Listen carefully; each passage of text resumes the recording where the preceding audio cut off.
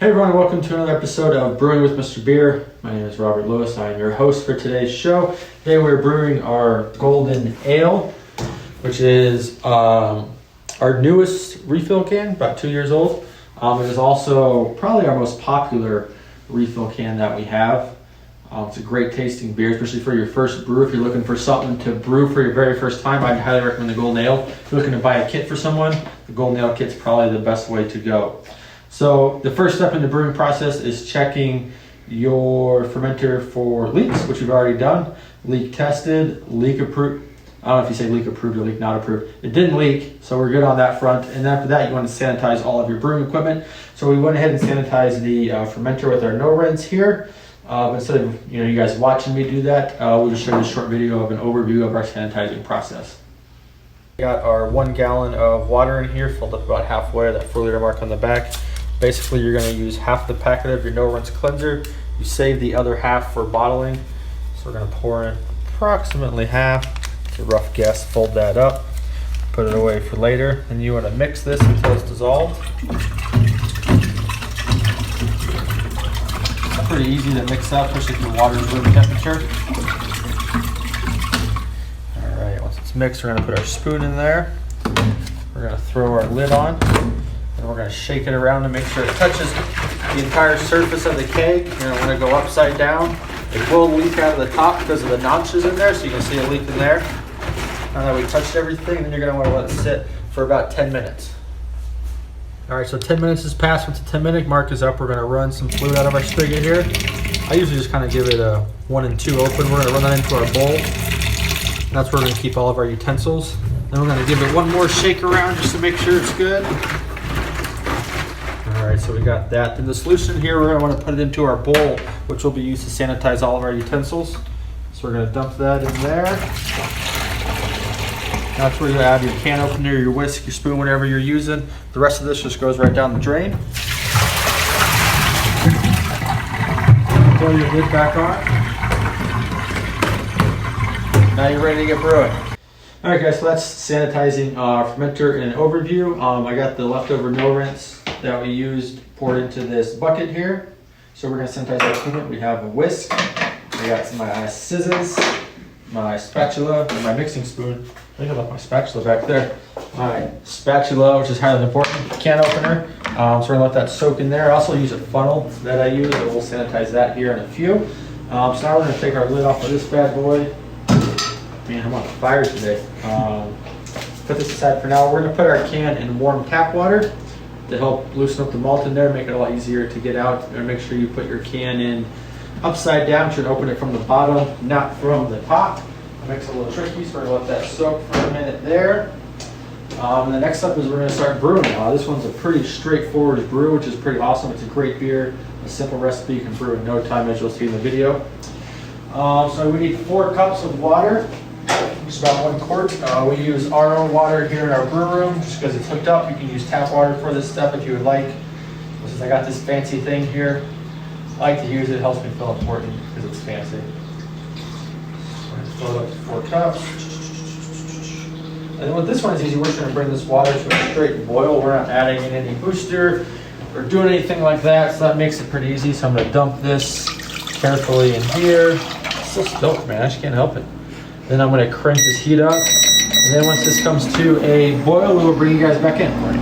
All right, guys, so we got this to a boil. We're going to shut our heat off. We're going to take this pot off the heat very carefully. I'm going to set it right here. I'm going to grab our can that's been sitting in that warm tap water back here. Got that there. Crack this bad boy open with our sanitized can opener. It's always good to be over cautious with sanitizing things than under cautious. Now, this is a big can in a little smaller pot, so when you're mixing all that in, just be careful. Take your time, don't rush it, just mix it slowly. It ain't gonna hurt anything by going a little slow. So we're gonna crack that open. That's that nice golden, that actually has a nice little golden color to it in the light, just right there. So I'm gonna actually back this up a little bit more so I can mix appropriately so you guys can see. So I like to use the spatula to start because that's what I'm going to use to scrape out of the can. So instead of always switching back and forth, between everything, I choose that. So you can kind of see it mixing up a little bit there. So now we're gonna just start, we got a little bit going, and go nice and slow, don't want all that splish splashing going on. And you can kind of feel it when you're mixing it, because when you got a lot of malt extract in there, you can feel the resistance of it, but as it starts to mix in, it kind of gets easier and easier to stir. So now the reason I like this spatula so much is I like to scrape all that stuff. You can see all that malt extract in there. Some people would just stop at this step and just be like, all right, that's good, but leaving a lot of flavor behind in there. I mean, you'll see about, that's a lot of malt extract still, coming out of that bad boy. And that's gonna add more flavor to your brew.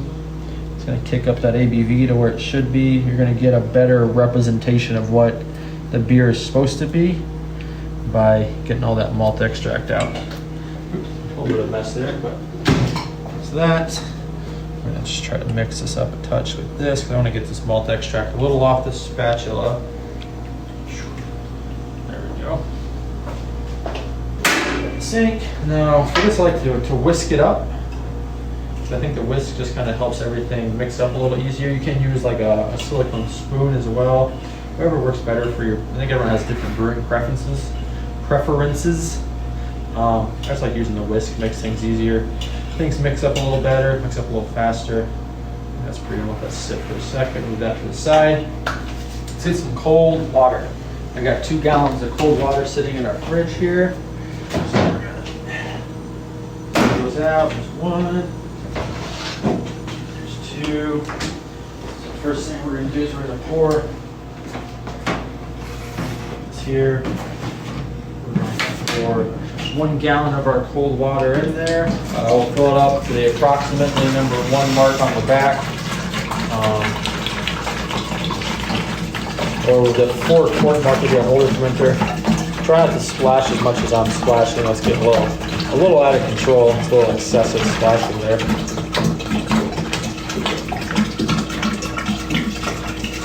Get all that in there. And then make sure that water's cold. You're going to be pouring your hot liquid from your wort in there. You don't want it to warp your keg, or you don't want it to kill your yeast when you throw your yeast in there. So let's set this one aside for a second. So now we're going to mix that one more time. So I'm going to sanitize my funnel. I like to just mix it up in here. Take that out. Mix it up in here real good. Make sure you're getting the inside, the outside. The reason I use a funnel, it just makes it easier to pour. I mean, pouring that liquid to that hole is just, that doesn't go well for me. I bet I'll still spill something, but the funnel helps a little bit. So, put that back in the sanitizer for later. Now we're going to pour this in very carefully. There we go. That was a pretty good one.